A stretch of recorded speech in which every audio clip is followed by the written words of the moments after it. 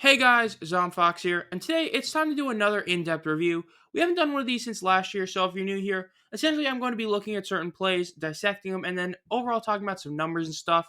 And today is different than last year. Instead of doing a couple plays at the end of a game, we're going to be looking at every single field goal kicked by Luis Aguilar of the Philadelphia Stars versus the New Jersey Generals in the 2023 Week 5 of the USFL.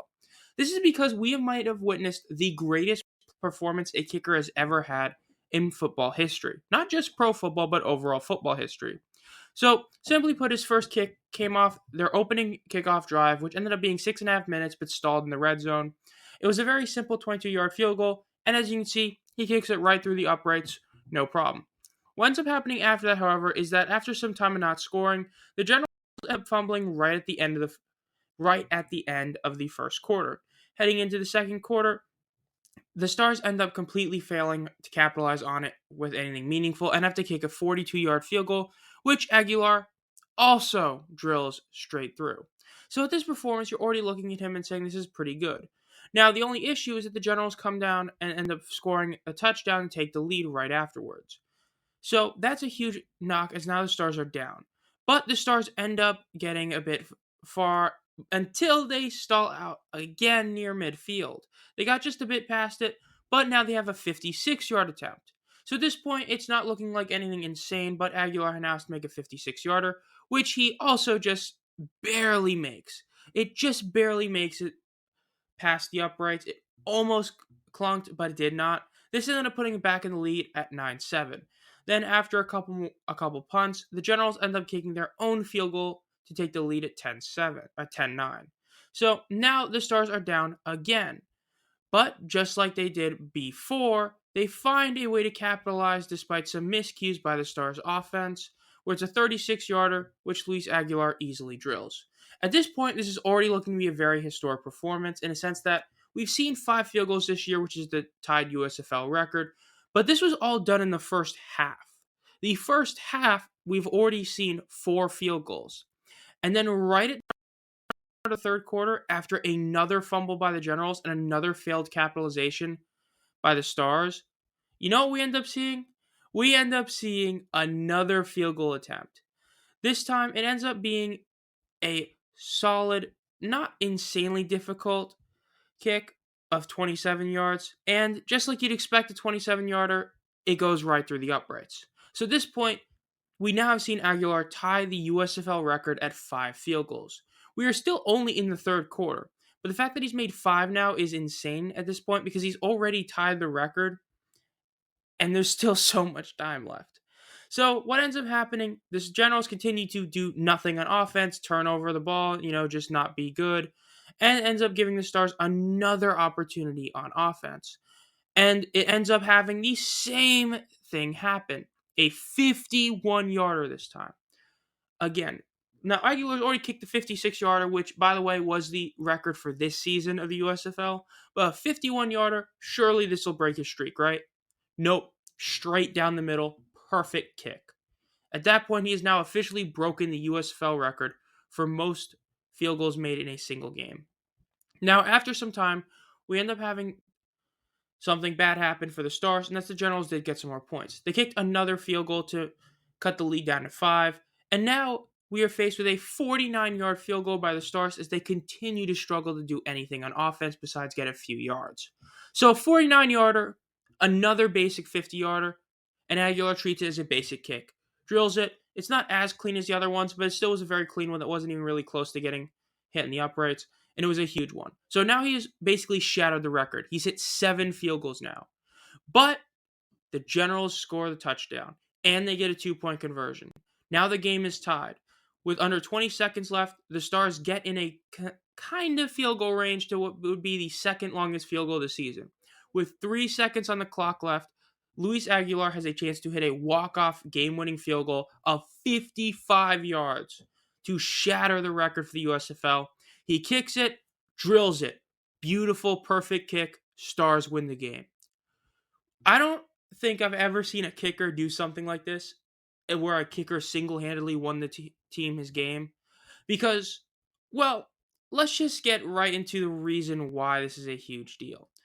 The reason this is such a huge deal and such an insane performance is when compared to the other great kick performances that we've seen before. There have been a couple other really solid kicking performances, but let's just put it bluntly. None of them stack up to this one. Now, for instance, I'm looking mainly at the FCS, FBS, NFL. I did look at other, the XFL, the old USFL, and all that. There was no other kicking performances that really matched what these ones were. And these are kicks of basically 7 or more field goals. As the FBS, there were 2 kickers that kicked 7 field goals in a game. The FCS, there was one instance of someone kicking 8. And in the NFL, there was one instance of kicking 8, which is what Aguilar did, was kick 8. Now, the kick itself is tied for the professional football record of kicks made in a single game at 8. Now, in terms of the yardage and looking at each one of these in context or in a vacuum is where you see why it's such an insane performance. Now, when you look at the 8 field goals kicked by the FCS kicker, Goran Lingmerth, you realize that his performance really wasn't that insane. He didn't have any field goals of 50-yarders. He only had one that was above 40, though 39 is basically 40. But to put it simply, his total yardage was only 240 yards kicked, which is a lot less than basically everyone else, especially when you consider the fact that the 2 guys from the FBS only kicked 7 field goals. So his performance was actually pretty basic and not even that impressive in a sense of how many yards each kick was. In terms of the FBS, we have Dale Klein, who had a performance in terms of looking at these all-time great performances. He didn't have a single 50-yarder, but he had 4 40-yarders, which is a very impressive feat to actually make all 4 of them. So he went 7 for 7, but his total yards at 256 got beat by a couple other guys. The first one is looking at the NFL and professional football record for most field goals kicked for a while, and that was Rob Baronis.